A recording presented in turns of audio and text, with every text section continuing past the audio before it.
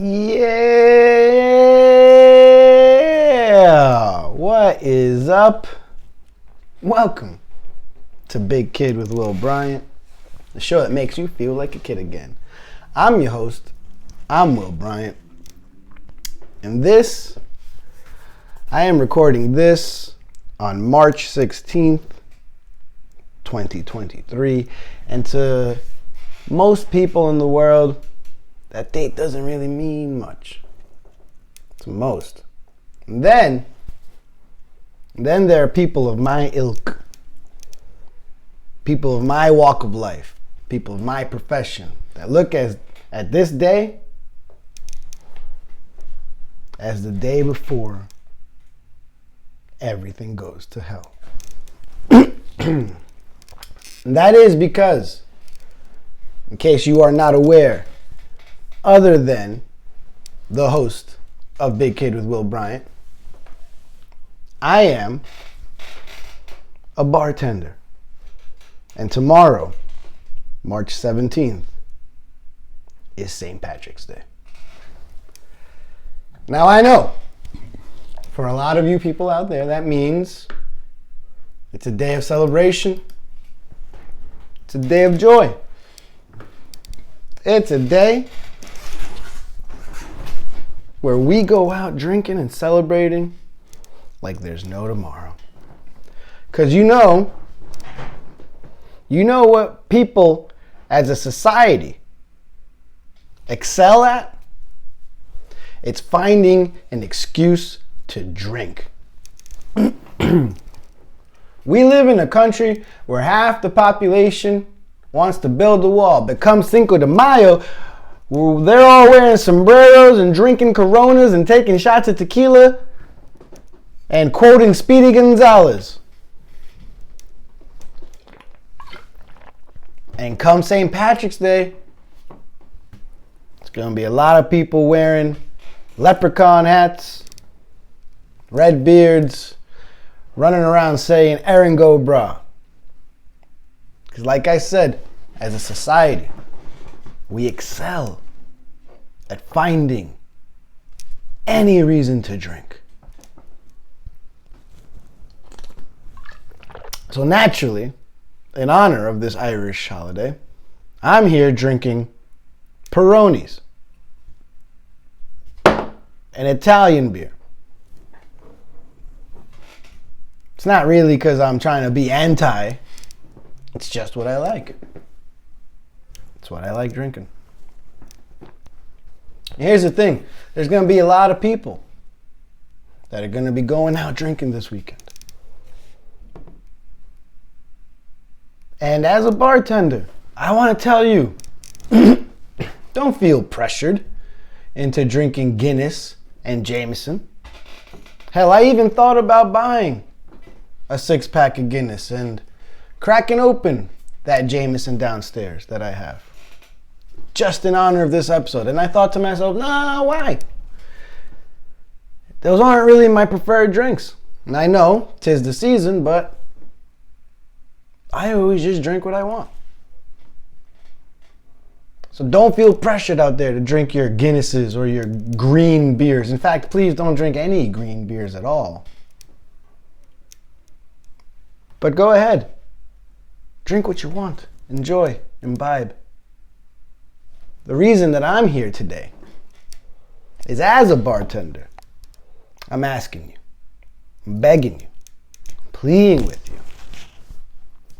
Please, not only drink responsibly, but drink respectfully to those that serve you and to those around you. And in fact, that's what this episode here is all about. See, I figured on the day before St. Patrick's Day, I would speak to you, not as a big kid, or not just as a big kid, but as a big kid that so happens to be a bartender. Because as a bartender, I get a lot of questions. What should I order?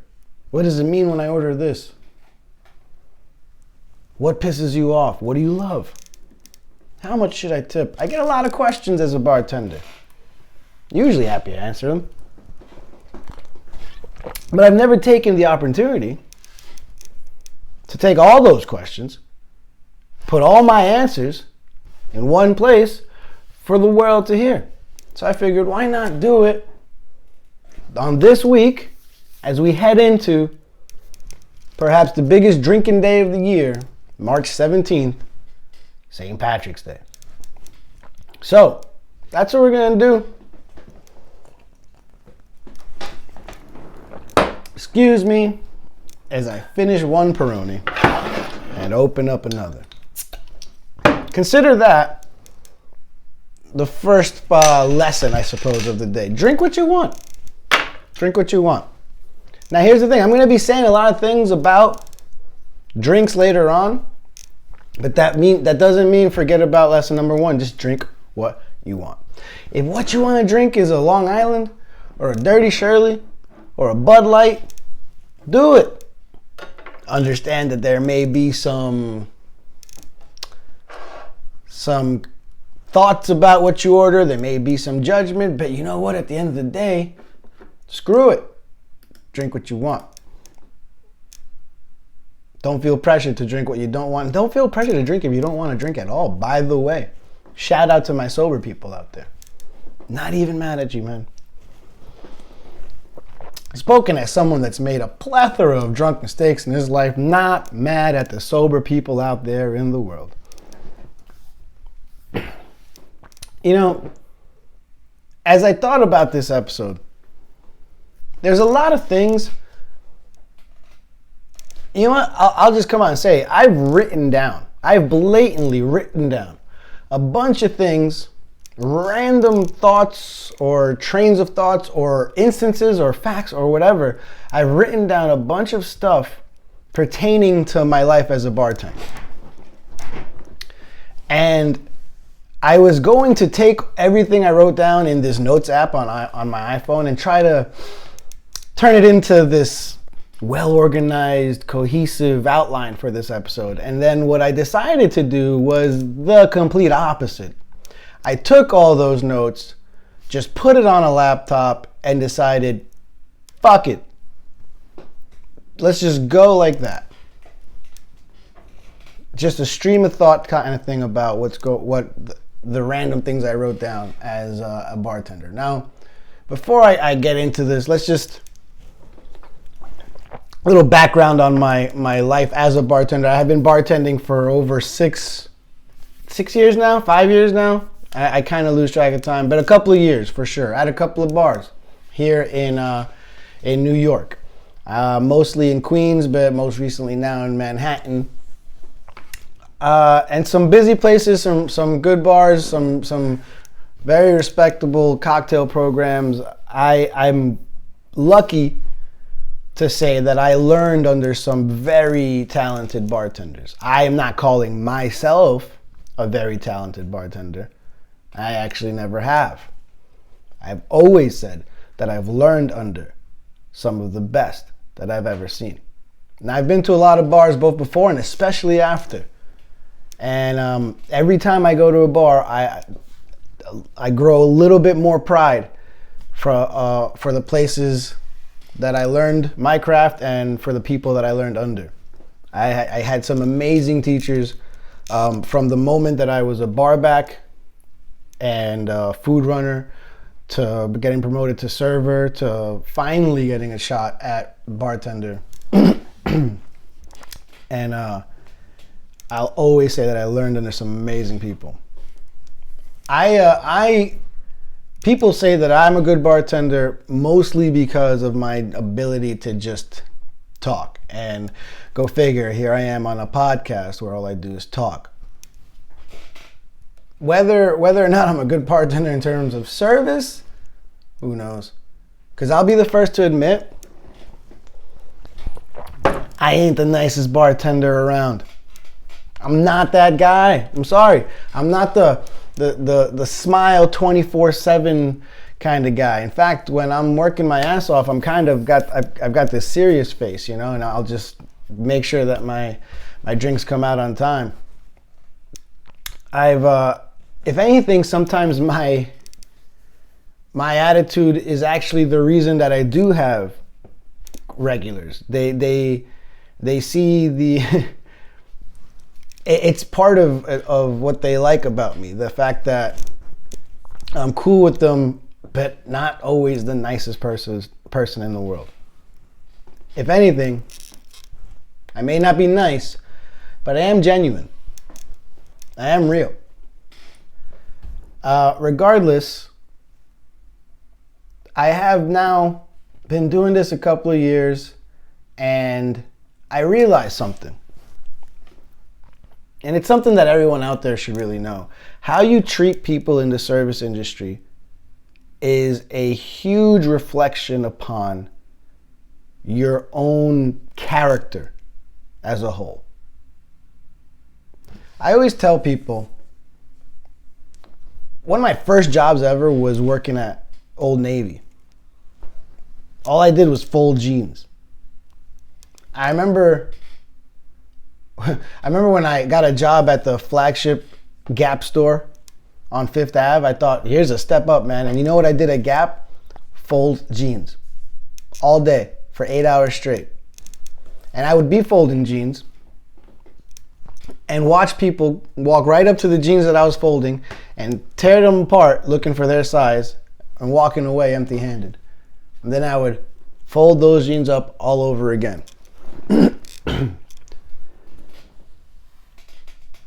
I probably used to shop for jeans like that. Then I got a job where all I did was fold jeans for 8 hours a day. And I never shopped for jeans the same way ever again. I tell you that because once I got a job in the service industry, once I became a bar back, first of all, I did hosting as well. So once I became a host, bar back, food runner, server, and finally bartender, I see from the other side the way that people treat us, the way they look at us, the way they speak to us, people in the service industry. I know personally myself, the person I was when I went out to a bar or a restaurant or a club is very different before and after I ever worked in the industry. Just like I never shopped for jeans the same way ever again once I saw how difficult it was on the other side. I never went out for a drink or a bite to eat without keeping in mind how it is for the people on the other side.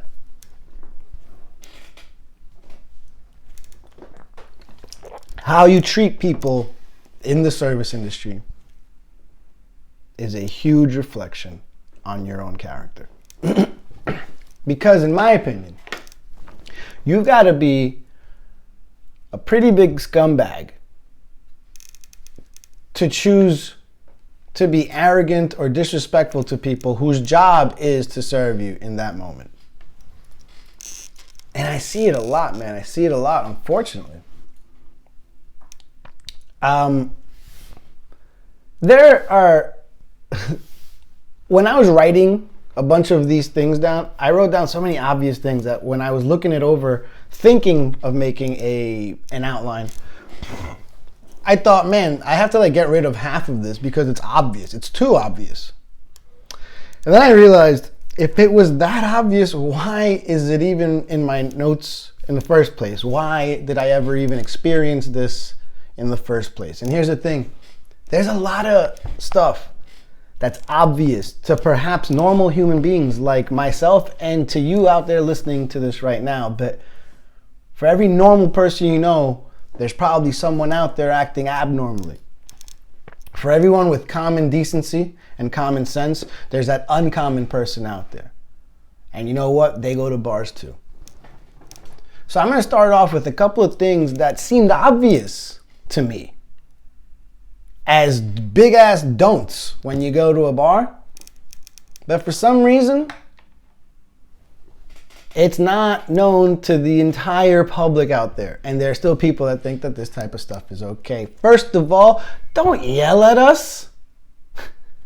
You would think that'd be obvious. Just because I'm the bartender doesn't mean that you get to yell at me. And there's different ways that I get yelled at, you know?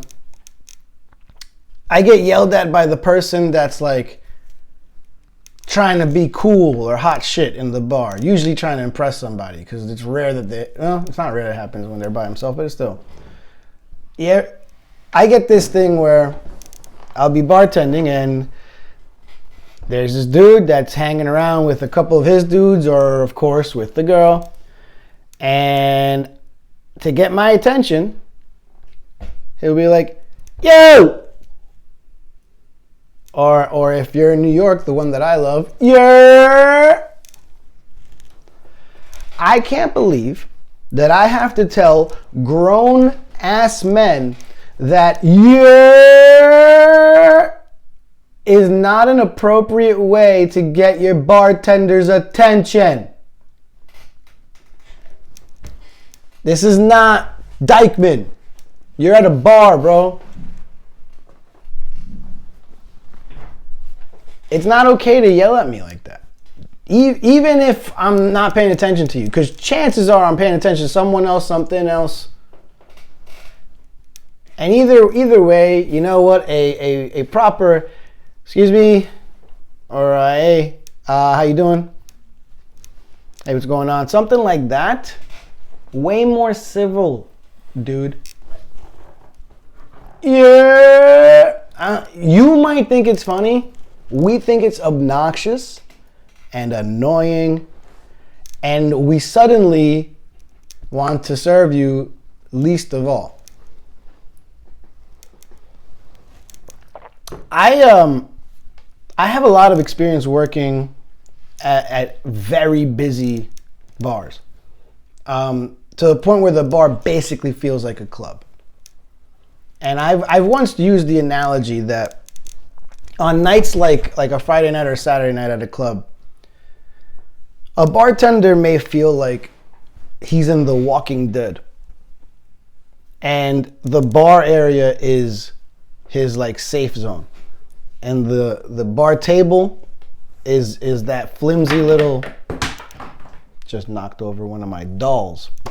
That bar table is like that flimsy chain link fence, and on the other side is just a horde of The Walking Dead, a horde of hooligans that just want their drinks. And I'm there, and instead of a rifle, bang, shooting the Walking Dead in the head, I've got my liquor bottles and my shakers, and I'm bang, vodka soda, bang, tequila soda, bam, 5 shots of tequila. That's how I'm getting rid of you guys from fucking knocking that fence down and taking me out. And I get it. When you're in a club atmosphere like that, you think that we can't hear you. It's kind of nuts. For the most part, if you're if you're the next person at the bar, as long as you project, and also bartender tip here, move your lips, enunciate. We can kind of read lips along with the subtle volume that we get to hear over the music. What you don't have to do is, you don't have to be that guy that gets all the way up to the bar, and even though I just heard the last 10 people perfectly fine without them yelling, you come up and just start going, Tito's soda! Tito's Red Bull! What do you want? 5 Bud Lights! Holy shit, dude. I heard the woman right before you perfectly fine, and all she said was, 4 vodka sodas, please. I don't need you to show me how you used to call plays under center on Sundays in high school. I don't need you to pretend you're freaking Peyton Manning up there. Vodka soda, Omaha, tequila shot, set, hike. Relax, dude. No need for that volume. I heard everyone else just fine. You can talk, project. That's it. Use your lips, you know. Now, mind you, I'm talking about busy ass bars. If you're at a club, and Diplo's right next to you going, fucking banging that shit in there, I get it, fine. Talking about bars, for the most part, 90% of you guys will be going to a bar this St. Patrick's Day. I'm just saying that my bar was pretty much as busy as a club, and I could still hear. Yes, we had a DJ every Friday, Saturday. I could still hear. Yo. Now, here's the thing. I am not mad at these people that have their orders pre-written out on their phone. Not mad at that at all. Some people may think that's obnoxious. I will tell you I do not. If anything, if you come to me prepared with your order, whether you're verbalizing it or written it down, I would rather you just come prepared with your order and not be that type of person that comes up to me, finally ready to order. Mind you, I'm busy. I'm working my ass off. I'm shooting The Walking Dead, bang, one, bang, shot, bang, vodka soda, bang, at a time. And you come up and you waste my time getting up to me and going, turn around to your friends, hey, what do you want? What do you want? What do you want over there? Ask your friends what they want before you talk to me, bro. You don't talk to me and then find out what all your friends want. You understand? If it's busy, dude, I don't even care about time is money, because I'm going to make money that night. Time is sense of freaking mind and sensibility. Every moment that you waste on me waiting for you to ask your friends what they want is a moment that 3 other people start getting more angry at me for not being able to take their order. You're messing with my psyche. You're giving me anxiety by making me wait longer for your order. Ask your friends before you come to me. Ask your friends so that you can then come up to me and be like, 3 Bud Lights, 2 Stellas, and 6 shots of tequila, please. Thank you. And guess what? You didn't have to yell the order like this. I will love you forever. So yeah, no yelling yo or your, or yelling your order at us in general. Another thing you guys think that is necessary is because you think I can't hear you. Now, we just established, for the most part, we can actually hear you. There's a area where as long as you project and you're close enough to us, we can hear you. Now, here's the thing. Some of you guys aren't used to that, and you think we have to get even closer than is like physically comfortable for us. Here's something all bartenders in the world hate. When you put your finger out and motion us to come in closer. We hate it if you're right in front of us and you do that come closer thing. We hate it because we're already here. We're already right in front of you. But we especially hate it if we're on the other side of the bar and you motion to us to come to you, like we're your help, like we're the maid, like we're your butler. That's not the way you summon a bartender. You don't freaking do with your finger and say, come here. Now here's why it's even more annoying when I'm already in front of you, because you want me to come here so that you can then yell into my ear directly your order, which I was going to hear perfectly fine beforehand anyways. And you know what happens every time, every freaking time that one of you sons of bitches tells me to come in closer so that you can lean over my bar and then yell your order into my ear? You want to know what happens? Without fail, you son of a bitch will always spit in my face while you order your Tito soda, Jameson ginger ale. Thanks. Now let me get the Windex to scrub your coronavirus off the side of my face. Y'all wonder why when I record this podcast, I'm sick once a month without fail? It's because of the guy that has to lean over and say, can I get 6 shots of Fireball, please? I could have heard that just fine without the goddamn germs on my freaking face.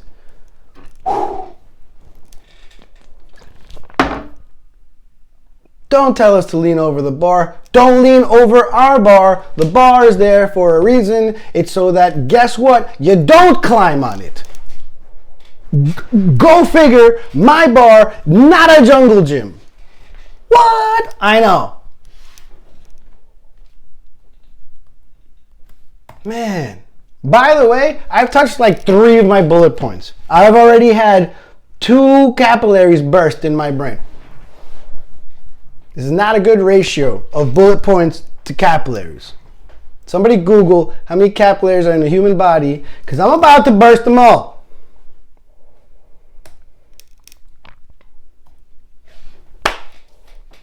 You know what's crazy?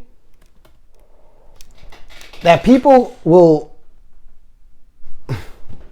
The bar I used to work at had the taps like between me and the customer. So most times the taps are behind the bar, and the bartender has to turn his back to the customer to pour a beer from the tap and then put it on the bar. This other bar I worked at had the taps a little bit lower on the actual bar table, so that I when I pour it, like the bar taps are literally between me and the people on the other side. I say all that because there was once a time where I was standing behind the taps at this bar, and a customer was standing on the other side of said taps, on the other side of the bar. He's looking at me, looks me right in the eyes,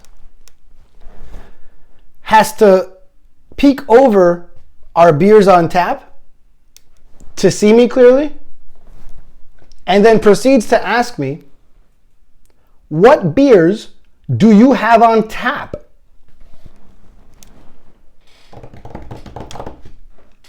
It took everything in my being. It took all the patience that I had accrued in my soul over the past 35 years of my life to look that man in the eye and not punch him in the face.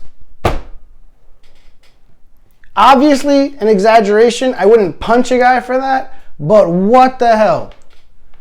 Another lesson, look at the damn tap before ordering your beer. Don't walk up to the bartender and ask them what's on tap if the tap is easily visible to you. Because you know what? We don't want to list 16 things to you just so that you order a Stella, which, by the way, isn't even on tap.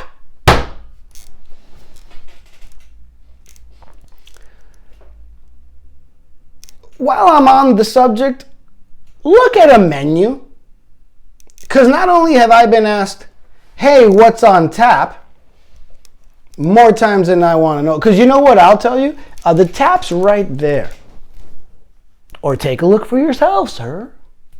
Well, I walk with me this way, and I will point you to the tap. At which point you can then see for yourself, and then we can reconvene at a later time. Have to act like I'm happy to show you to the tap, just so that I don't have to list the 16 things we have on tap. Because God forbid you take 2 steps to the right and then clearly see my entire tap selection. Son of a bitch. Now I just knocked. My dolls are becoming victims of my rage over here.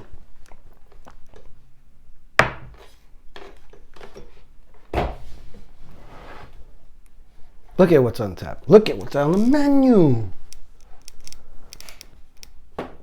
You know what's an even crazier type question than what's on tap? I swear to you, people ask me this. They will walk right up to the bar. They will dodge menus on their way to the bar, get up to you, and then they will look me right in the eye, ignore the menu I have placed in front of them, swatted QR codes to the left and the right, and they will ask me point blank, What do you have? What? Are you kidding me? You don't even want me to list the 16 beers on tap. You want me to list the whole menu. What do you have?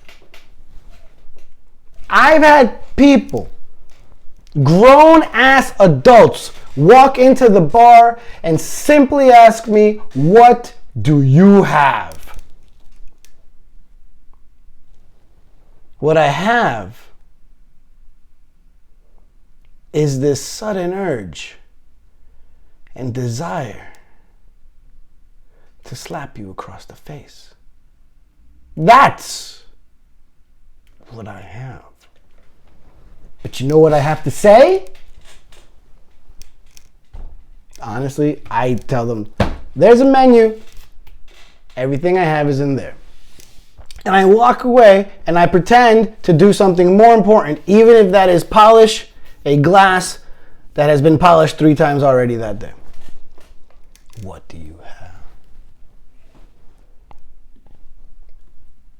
What do you have? Just so that you order your vodka soda.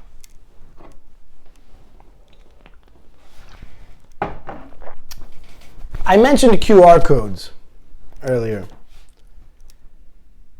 QR codes really came into this popularity, this newfound popularity during the pandemic, where a lot of places didn't want to hand out things. They wanted to keep sterilizing and re-sterilizing. And then some places realized that it's just a lot more convenient or perhaps even cost effective to use QR codes. The only reason I bring that up is because you'd be surprised how many people get mad at the bartender for not having a physical menu. So this one doesn't drive me as crazy because it doesn't really happen that often, but it does happen every now and then. Don't get mad at the bartender because there's no physical menu. The world changed 2 years ago. It's not our fault. And when you tell the bartender your phone doesn't do that, shut the hell up. You may not know how to do it with your phone, but unless you pull out a freaking Nokia or Nextel, your phone does it. I love when people pull out an iPhone or a Samsung and they're like, oh, my phone doesn't do it. Really? Really? Freaking liar. That's a small one. But it's just something that it's on a bigger scale of getting mad at the bartender for stuff we don't control. I mean, when you're the bartender, you're basically the person that takes all the attacks from the crowd. Even if there's a manager around, because oftentimes the manager won't be front and center for a lot of what goes down. You just gotta be, I've learned to kind of take it a bunch, you know? I've learned to kind of roll with the punches there. All right, let's see what else we got. I will be right back.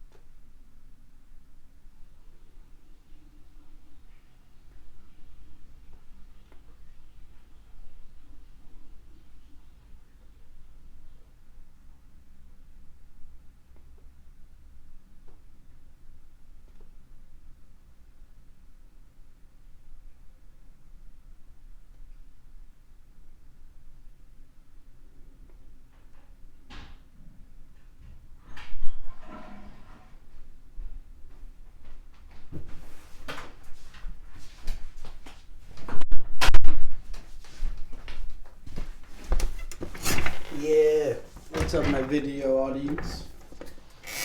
The video is completely uncut. The podcast is mostly uncut, except for when I have to go to the bathroom.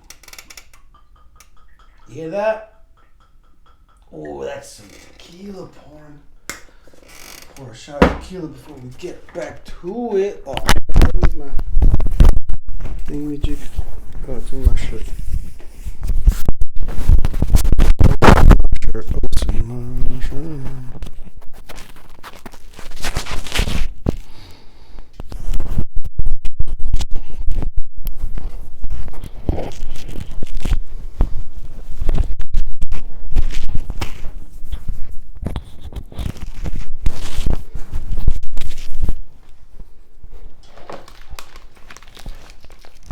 Mic check, yeah.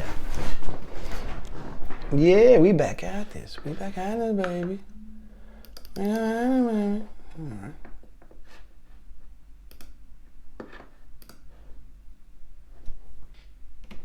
Alright. I thought that this, right here, right now, would be a great moment for me to take my first shot of the show. And I don't mean a shot at somebody out there. I mean a shot at tequila. Cheers.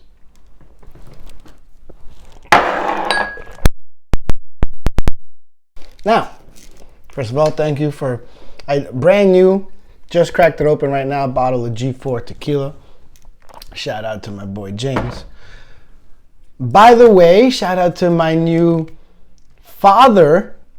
That sounded weird, like James is my new dad. Shout out to my new father, James.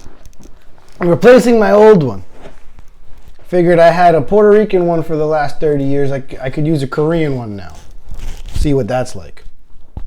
Probably a lot more pressure on me. No, so he is a new father to I was about to say to be. No, it beed. It already beed. It happened. New father, James, and new mother, Jane, my friends, gave birth to Lana Lee. And what better way than to drunkenly congratulate both of them on the eve of St. Patrick's Day.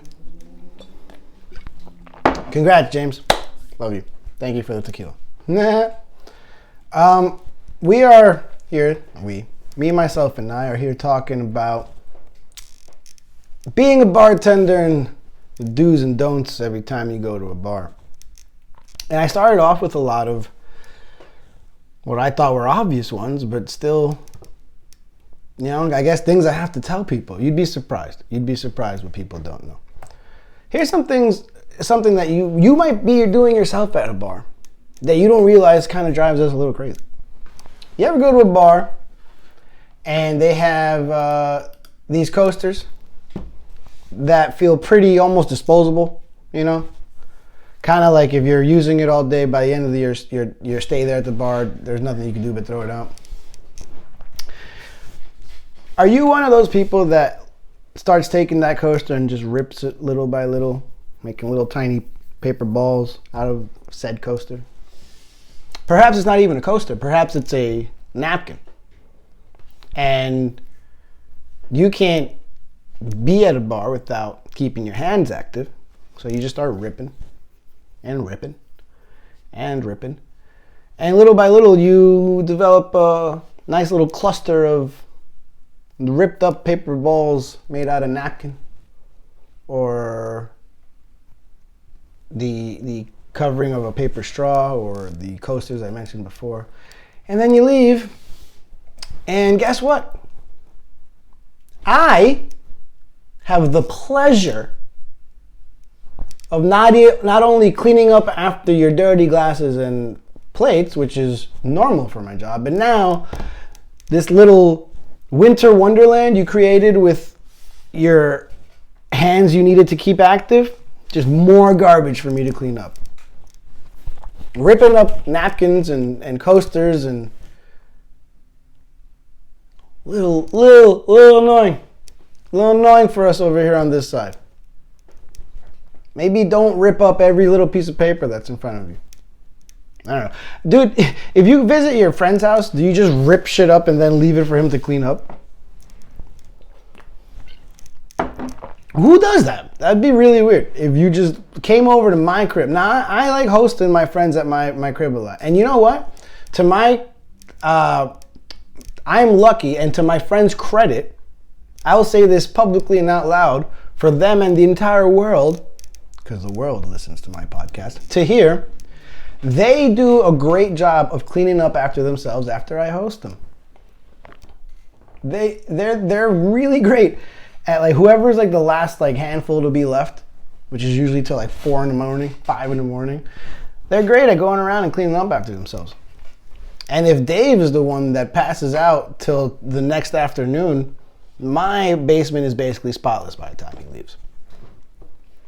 Now, I'm not telling you to go around my bar and start cleaning up after yourself. Hell, I'm not even telling you have to do it with your own glassware. Be nice. Just don't add to the normal amount of garbage. We don't need your... First of all, ripped up napkins and coasters, that's the least of my problems. If you use a tissue on your nose, do I have to be the one that cleans it up, man? Or now in this post-pandemic world, you people that use a mask all day, cough and sneeze into it, and then just leave it on my bar for me to clean up. Jeez. Don't add to... There's garbages around, dude. Like, I will be glad to clean up the normal stuff, but how about you keep your mucus and your phlegm and your all that stuff away from me? Or at least do a better job of maybe wrapping it up in something else. I don't know. I should have put this up a little bit earlier, but there's more. Because to me, that ripping up coasters things, that's just a little annoying. To me, that's whatever. I deal with that all the time. That's me just trying to help you be, you know how you're in Uber and you can have a 4-star rating, but you could also have a 5-star rating. Imagine you had a rating for all the bars and clubs and restaurants you ever attended. How many of you guys would have a perfect 5-star rating? I'm willing to bet almost none. How many of you guys would have a 4.9? 4.8, maybe a lot. Some of these tips that I'm doling out right now, some of these things that I'm telling you guys, they may sound nitpicky, but I know that I have my people out there that look at their 5.0 rating on Uber and feel a sense of pride. I know people out there that have shown other people that they're a 5.0 on Uber. So if you can be proud of the type of passenger you are, I know that you can be proud of the type of patron you are. So I know that there are people out there that can be proud if they were ever rated a 5.0 amongst all bars and restaurants and clubs that they attended. Because like I said before, how you treat the service industry is a reflection on your character.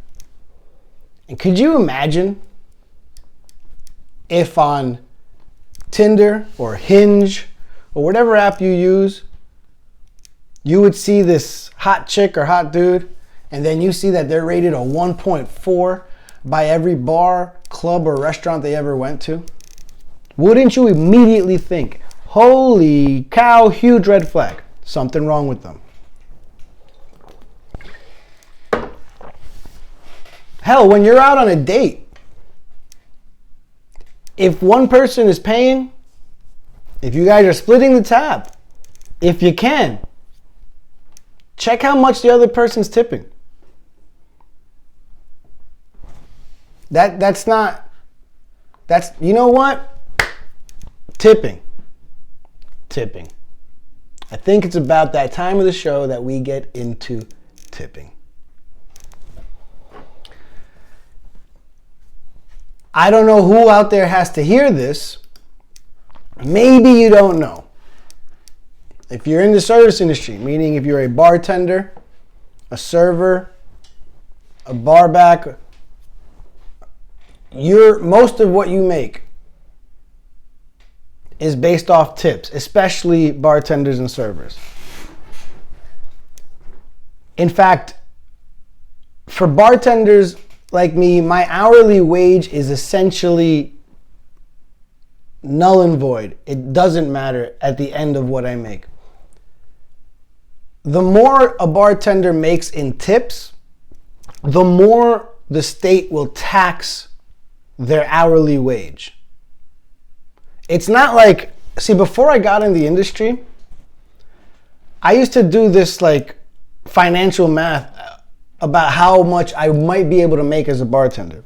And that's when I thought, let's say, because I'm not sure if you guys know, you're allowed to be paid under minimum wage in the state of New York if you are allowed to make tips. So oftentimes, and in fact most times, a server or a bartender will not be making minimum wage. Minimum wage in the state of New York is $15, if I'm not mistaken. My hourly wage is $10 right now. I remember thinking, if I was a bartender that worked 40 hours, and let's say it was at $10 an hour, which is below minimum wage, that's $400 a week before taxes. Let's say after tax, listen, I know someone out there can tell me exactly how much that is after taxes. Let's just say it's roughly $300. I remember thinking, well, I would make a base of at least $300 and then whatever I make in tips that week. No. Because the more I made in tips, the less that $300 became. The more that became taxed. My tips are being taxed. And it comes out of somewhere. So there would be times that my paycheck that I get compared to the tips and cash that I get was almost minuscule.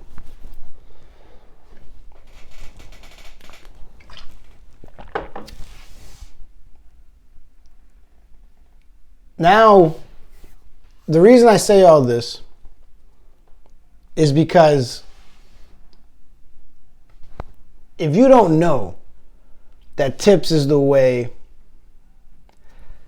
that people get paid out there, maybe you think that being cheap when it's time to tip isn't that big of a deal.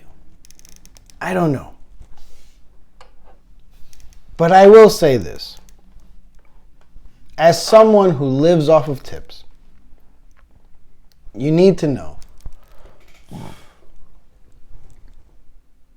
if you can't afford to tip the person that's serving you, you shouldn't be out. It's just as simple as that. This isn't me trying to financially shame somebody. No, I know what it's like to be broke. Hell, I'm broke every time. Every time I pay rent, I'm broke all over again. I feel rich on the 29th and I feel broke on the 1st. As I pour another shot of G4 tequila. I'm not mad at the person that goes out to the bar and orders the cheap happy hour beer all day. Not until it's time to pay and you can't even afford to tip $1 on top of that. That's when there's an issue. I will not listen. You don't impress me ordering your Clase Azul all night. You don't. I don't care what you order. In fact, 9 times out of 10, my favorite customers are the ones that are just nice, keep it real, and order whatever the hell they want, which is how I started this episode off in the first place. Order what you want. But we work off tips. And I get it all the time. What's a good tip? What's a good tip? Well, first of all, don't ever not tip. Just this past weekend, I was having conversations like this to some regulars of mine who found it hard to believe the amount of times that I would go not getting tipped. And while we were having this conversation, a group of 4 people right next to me closed out a $78 tab and wrote out clearly, so that I wouldn't fuck it up when I put it in the system, $0.00 tip. No cash left, nothing. Thank me and say goodbye and walk out. I walk over, I grab the check, and honestly, because I've done this long enough, I started laughing and I put the receipt right down in front of my regular, and that person laughed and couldn't believe it. They thought they left cash behind. I said, nope. It might have pissed me off a couple of years ago, but I've been around the block and I know for the most part, A group of 4 assholes like that aren't going to make or break my night. Cheers. Not financially, at least. Here's what you may not understand, though. We're human beings behind the bar. To serve a couple of people, shake up a bunch of cocktails, put them up, and then get tipped $0, that fucks with us. Mentally, psychologically. I'm in an industry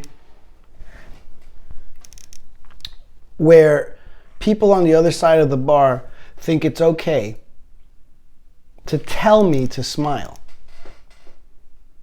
when they have no idea that 3 seconds before I took their order, 4 people tipped $0 on a $75 tab.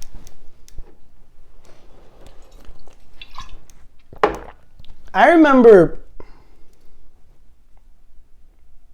years ago, perhaps even over a decade ago, this video went viral. And the video was,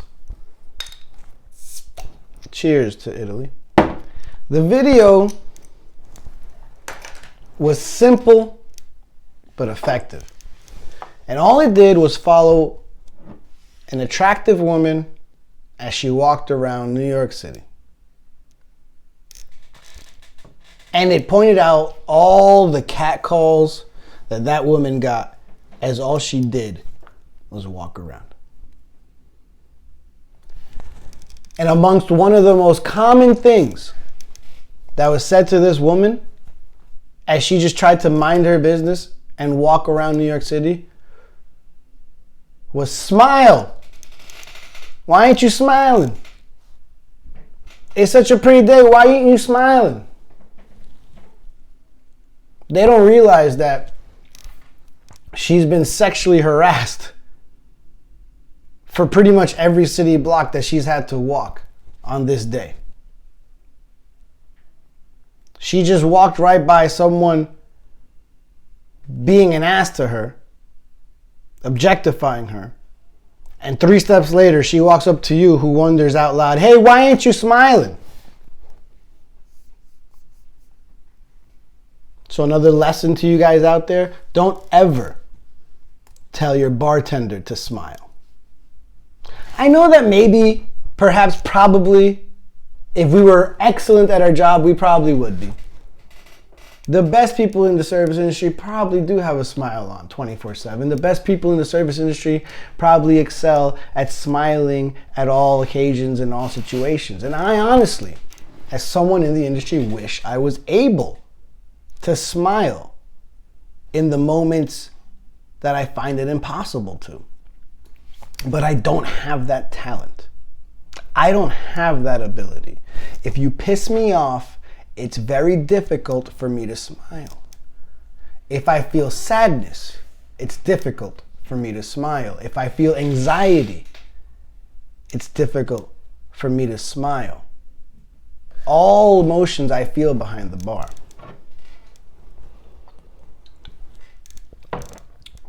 I've been behind the bar serving the walking dead as they tear down my fence little by little, and been asked by walkers and biters alike as I fight for my life, why aren't you smiling?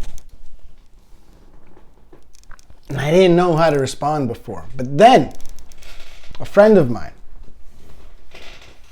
also in the service industry, this friend is a flight attendant. She told me she has to deal with the same shit thousands of miles up in the air. And she said, you know what I tell people that tell me to smile? Or what my response is when people ask me, why aren't you smiling? Because imagine the audacity. Well, let's get to her response. She told me, I look right back at him, When they ask me, why aren't you smiling? I say, I'm at work. Imagine the audacity of being on your way to vacation,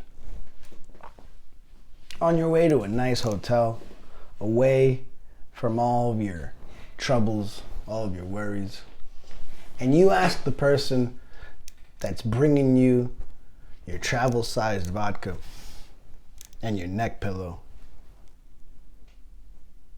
while they're at work, hey, why aren't you smiling? You know what, sir? It's because of pieces of shit like you that don't understand that I'm at work and you're not. So when you're having a blast, ripping shots and throwing back beers, and there's a bartender behind the bar trying to work through their panic attack, don't fucking ask them why they're not smiling. Because you know what? You're part of the reason. You ignorant, obtuse, moronic piece of shit.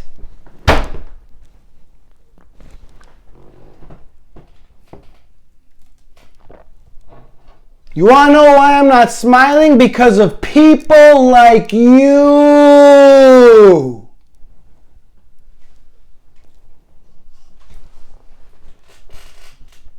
I've responded to people that have asked me why I'm not smiling by ignoring their question and asking them, was there a problem with your drinks? Nah, not at all.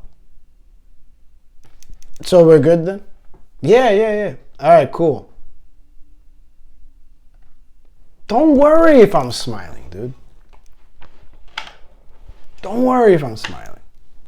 Worry if you're not getting your drinks. If you ask for a margarita and you got a whiskey sour, fine, you got an issue. If you ask for 2 margaritas, 3 of our specialty cocktails, 4 shots, and a dirty Shirley, and you did it while ripping up napkins, yelling at me, leaning over the bar, spitting on my face, and knocking over my garnishes in the meanwhile, don't cap off your order the moment I present you with all 12 drinks you just ordered. Don't cap it off by asking me, hey bro, why aren't you smiling? And to all my females out there that have ever been told to smile, I hear you, I see you, I feel you. Holy shit, does that suck? And to all my friends that I've ever thought that me bitching about this was an invitation to fuck with me, go to hell. Because of course, the moment I told my friends that I hate being told to smile, that's all I get. So of course, I know what's about to happen. You're all going to tell me to smile now. Well, I don't want to. I mentioned knocking over my garnishes. Can you believe that at my last job, we had to change where we kept our fruit that we used to garnish in our cocktails, whether it be with lime wedges or orange peels or whatever. We had to move where we kept it because too many people thought it was okay to grab our fruit and then throw it at us.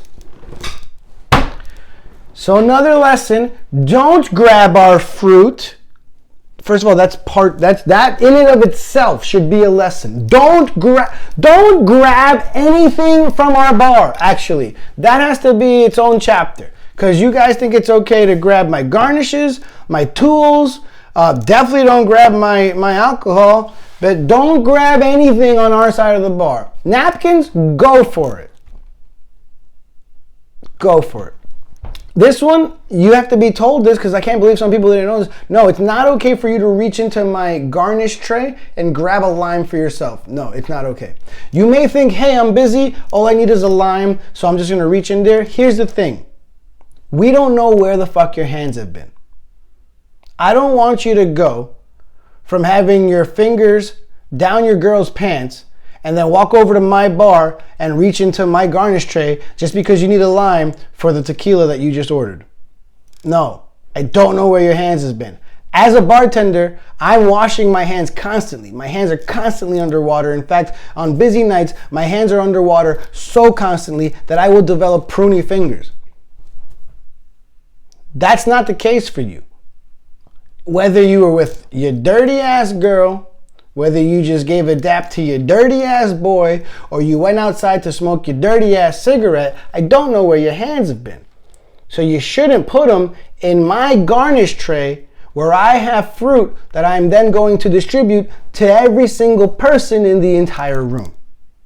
I know you think you're just helping me, cut the time in my work. No, you're not. You're being disgusting and you're actually breaking health code violations. Don't touch my garnish tray. Don't touch my fruit on the table. Don't throw it at me. I have had to kick people out because they've thrown fruit at me. Can you believe that? Can you believe that?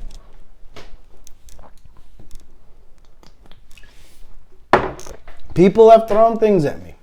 I've had things thrown at me.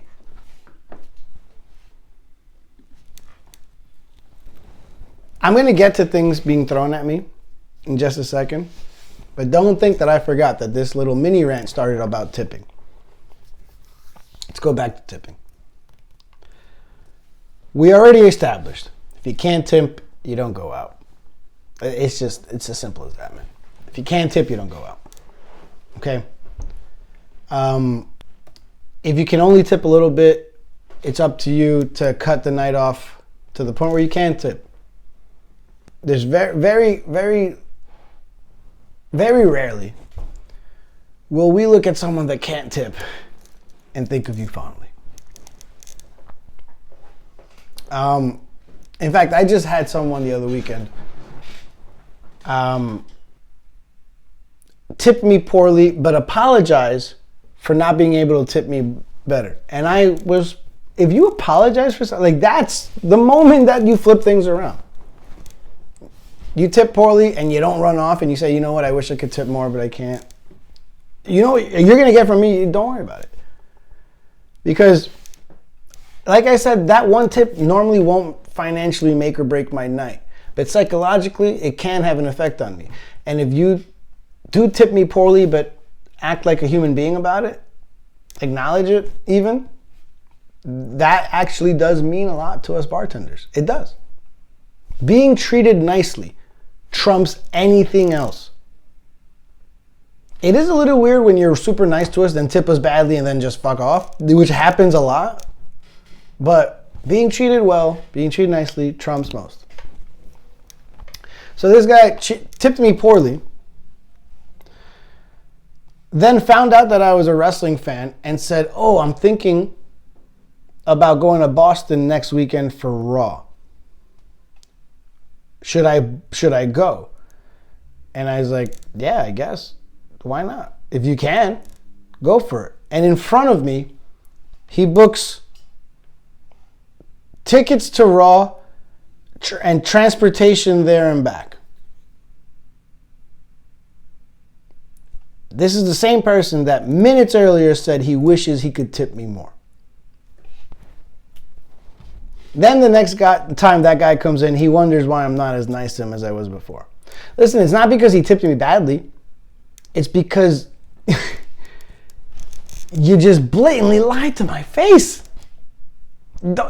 He told me, I wish I could tip you more, can't do it, then went out and bought tickets to Monday Night Raw in Boston and transportation for it to and from New York City. But he can't tip me more than 5% on his bill.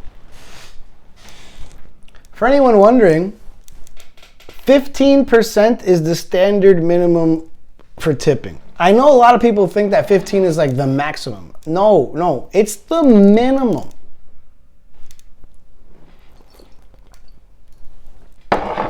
Look, if you feel like your service was bad and you don't want to tip full, fine. Don't tip 15%. Me, as someone that is in the service industry, I will admit to you that I tip way more than what's the norm. I just do. I'm not saying I make more money than anyone out there. Absolutely not. I do not. But I do tip better than most people I know.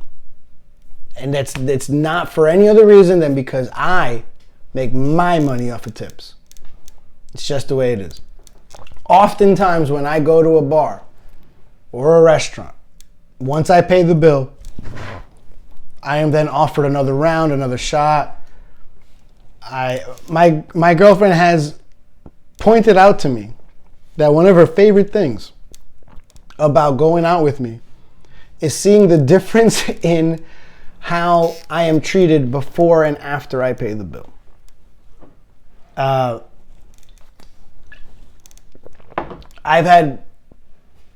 She's seen a couple of times people think that I'm, oh, sir, you made a mistake. I tip abnormally. I don't expect you guys to do that. For me, if you give bad service, I'm giving you 15%. My minimum is 15%. That's my minimum. If you were terrible to me, you get 15%. That's just because I'm in the industry. Now, if you guys are out there and you get bad service, by all means, don't tip the 15. But don't act as if giving us 15 is like, oh, thank God for your existence. No, 15 is we look at that as the base minimum you should give. If you like what your server did, you know, I remember one time I heard this wealthy person say, I once learned to always give 20%. And he looked at me as if he was saying the most profound thing in the world. And I'm not gonna lie, 20%, it's a nice tip, it's a good tip. It's not something you should be bragging about.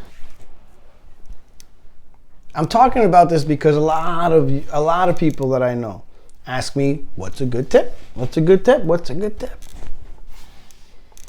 I mean, what do you want me to say? More is better. Duh. I think I'm a good tipper. You wanna know what I do often? It's not unheard of for me to do 50%. I do that often. If my bill is lower, I'll do 50, 60, sometimes 100%, dude. If I get a $15 bill, I'll sometimes leave 30. Now here's something else. Like sometimes, here's some tips, I guess. How to play the game.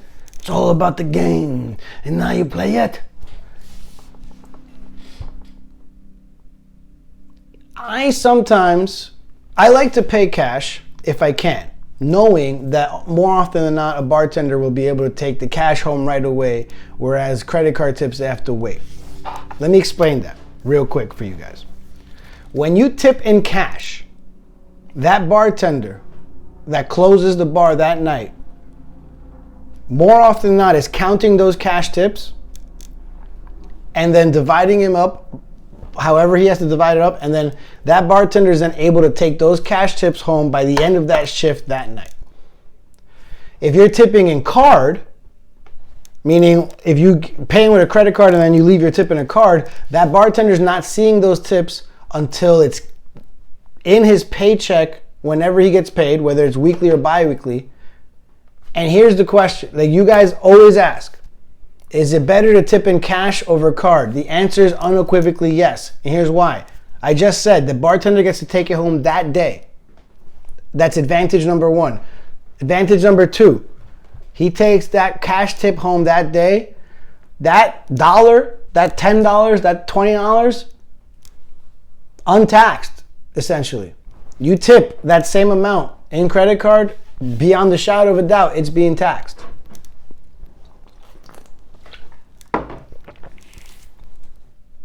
And 3, how quickly they get it. They get it right away till they have to wait. So you tip in cash.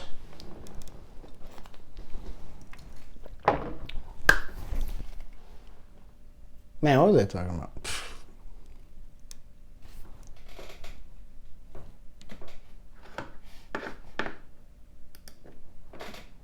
And here's the question.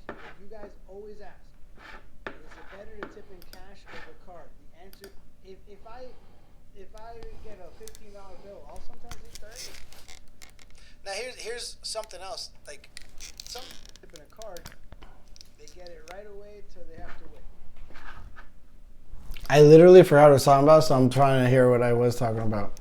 This is what happens when you gotta watch a video.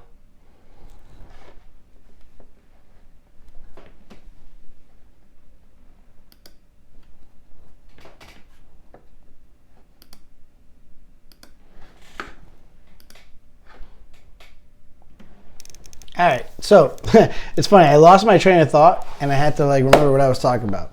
I got sidetracked about tipping in cash and tipping in card. But here's what I was talking about.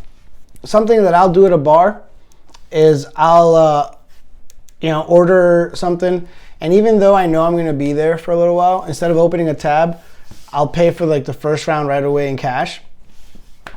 Or just pay, not even in cash, but just pay for the first round right away and tip very well, as I would do whether my tab came at the end of the night. But here's what happens if you pay for your first round and you tip very well and you stick around for more rounds after that.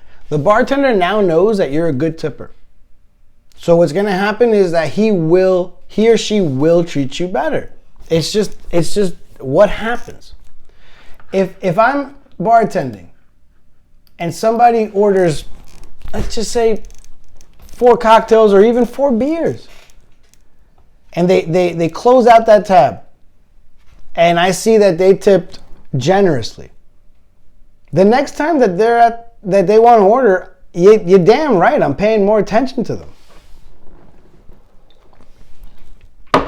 I remember my prom was ruined by a piece of shit limo driver who treated us like crap. And he told us at one point of the night, have you never understood what tips stood for? And he told my friend that TIPS stands for to ensure proper service. And I will tell you, that bartender was an absolute piece of crap that night. And we did not deserve the treatment we got from him, but that's besides the point. I never forgot that. But it confused me, because naturally, more often than not, the tip comes at the end of the night, right? You ask for your bill, you get your bill, you tip, and that's it.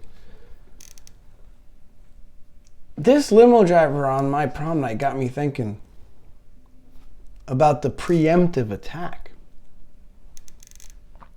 The longer I bartended, the more I learned about this. And I'll tell you, it's not a common move to use in bars, but it's a wise one. It's a savvy one. And it's the preemptive tip, the early tip. You guys asked me about tips. I'm telling you what's the minimum amount to tip. I'm telling you what's a good tip.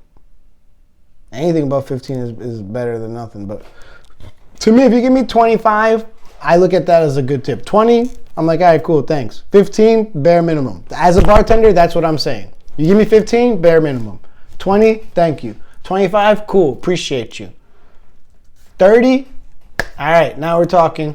Anything above that, now we're really talking. And I'm telling you, as someone that's in the industry, I often give 50 and above. Just saying. But listen, I'm definitely if it's a huge bill, you know, probably 40, but still. So that's why I hate it when someone tips like 20% and wants like to seek out my recognition. Like, is this good? Is this good? Like, yes, fine, dude, whatever. Thank you so much. Thank you. I appreciate you so much.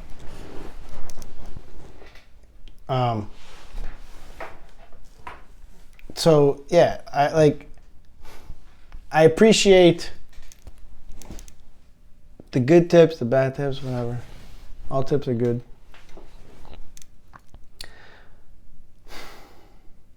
But I keep forgetting what I was talking about. Alright, so it's funny, I lost. Wow. This limo driver on my This is a bad video, isn't it? Ah, that's right. That's what I was talking about.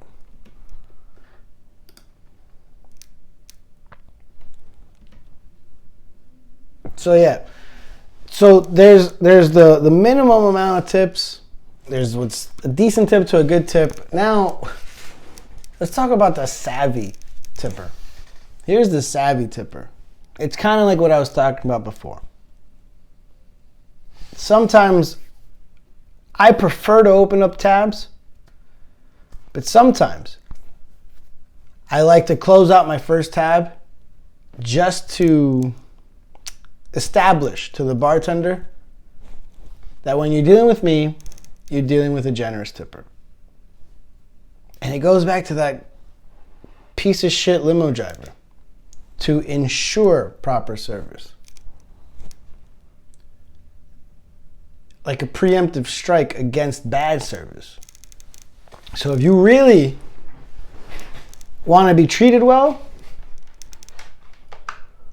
I've had people come up to me, order one drink, and it could be something as simple as a beer, and put a 20 in my hand and say, this is so you treat me well for the rest of the night. And there's other ways to say that too. I've had people do versions of that where they just go, just looking out for you so you look out for me, so on and so forth. I've heard bouncers tell me that patrons on their way in will tip the bouncer just for letting them in or just as they walk in. And they will tell them, I'm just looking out for you now so that you look out for me later. And they do that just in case something goes up in the club and the bouncer sees them. Who do you think the bouncer is gonna help? Whose side do you think he's gonna be on? The guy that tipped him or the guy that he has no idea about? To ensure proper service. I, by no means, am telling you guys to walk into bars and tip people the moment you see them. No, that's not normal. It doesn't happen to me that often. What I'm telling you is that like 1% of the tipping. If you really want to be treated well somewhere, maybe start off with part of your tip. And here's the thing, I say part of your tip because if you start off with the tip and then end with nothing, it really depends how much you tipped in the beginning to pull that off.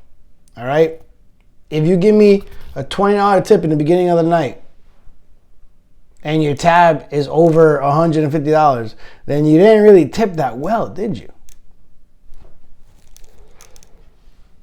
Now, if you tip me a $50 tip in the beginning of the night and you spend that $150, $200, then you were a good tipper. If you tip me $20 in the beginning of the night and you buy about $50 worth of drinks, then you were a good tipper. Don't think that just because you're tipping me at the beginning of the night that you're a good tipper. And also, guys, stop acting like good tippers when you tip. Just be humble. It goes further. It really goes further, man. I once had a regular complain to me weeks later after he tipped me on a Saturday night at one of the busiest bars in Queens. He complained to me that when I took his receipt, that I didn't give him a correct acknowledgement for how much he tipped. And then he told me how much he tipped, and guess what? In my head, I knew that wasn't really like that crazy of an amount. It was nice, sure, it was more than the 20% I was talking about. But I'm busy, dude. I'm sorry that I didn't read your receipt at that moment and fucking bow down to you. It brings me to something else. It's thinking you're owed something at a bar. You want to know? Look, you will. There are times that you will be bought drinks at a bar by the bartender. They'll either buy you a shot, buy you a round, something. But you know what's not okay? To assume that you're owed a round, that you're owed a drink. It's just not the case. Doesn't matter how nice you've been, doesn't matter how much you tip. Like some places are just not allowed to give out drinks. Some people don't feel that comfortable giving out drinks. Hell, oftentimes bartenders that are giving you drinks are doing it behind their boss's back. You're not entitled to anything at a bar. You're not entitled to buybacks. You're not entitled to discounts. You're not entitled to shots. And don't get mad at the bartender for not doing it. I once had a manager of another bar passively aggressively ask me as he signed his tab, "Hey Will, what's the deal here with buybacks? Do your bosses just like not let you do it or what?" Obviously insinuating that he was owed one. I was a month into this new gig. And honestly, I could have given him a buyback if I wanted to. I kind of found this dude creepy every time he came in. But he thinks he's one of my like loyal like regulars. Dude,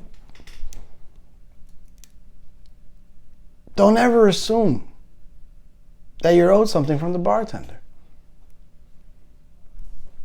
This guy creeped me out. And he passive-aggressively asked me, "Hey, how come you never offered me anything for free?" "Oh, because you freaked me out, dude. Because every time you get drunk, you act weird. That's why. Maybe don't do that anymore." Is that all right?